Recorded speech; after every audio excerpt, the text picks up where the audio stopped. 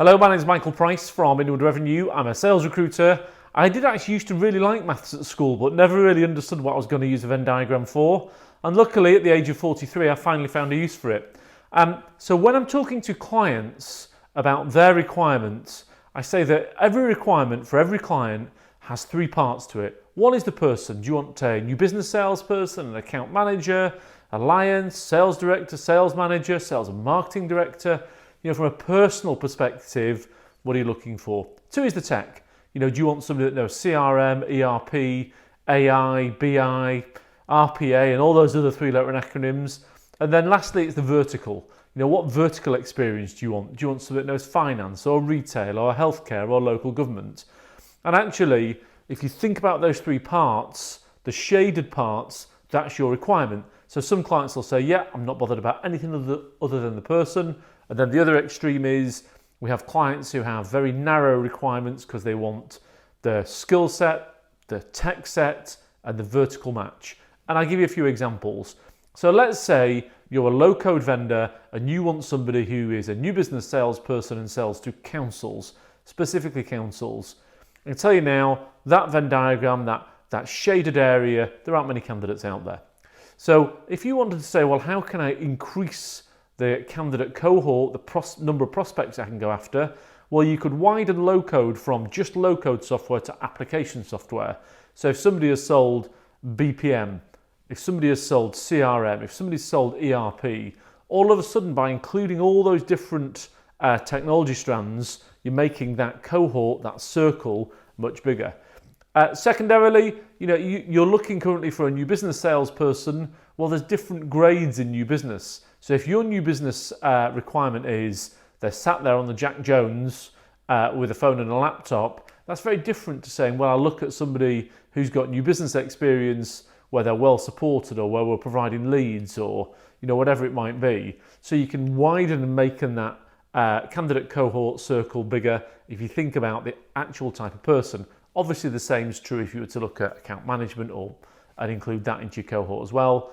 And lastly, let's say you said, well, really, when I'm considering the fact that I want somebody to sell to councils, it's actually because I need to know that they know how to do tenders.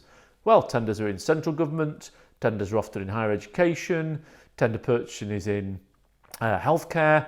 And all of a sudden, if you said, well, actually, application software, tender experience for any background, because that's really what I'm after when I'm talking about councils, and actually new business, well, I'll look at people from different types of new business backgrounds.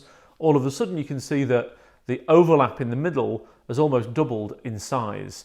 The next way that clients do it is they say, well, I'll only look for an overlap of two of my three requirements. So instead of looking for low-code and council experience and new business, if you were to look for low-code experience and having sold into councils, that shaded area there, because it's only two circles overlapping, not three, all of a sudden you've increased the size of your candidate cohort dramatically. Now let's think about it from a candidate perspective.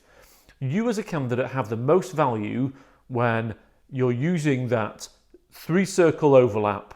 That's where people are going to pay a premium for your skills. So let's say you sell low-code to councils and you're a new business salesperson, and you say, actually, to hell with it, I'm quite happy selling any application software, and I don't care what the vertical is. Well, that's great because it means there are more opportunities that you can look at, but you will have to bear in mind you have less value if you're out in the open market.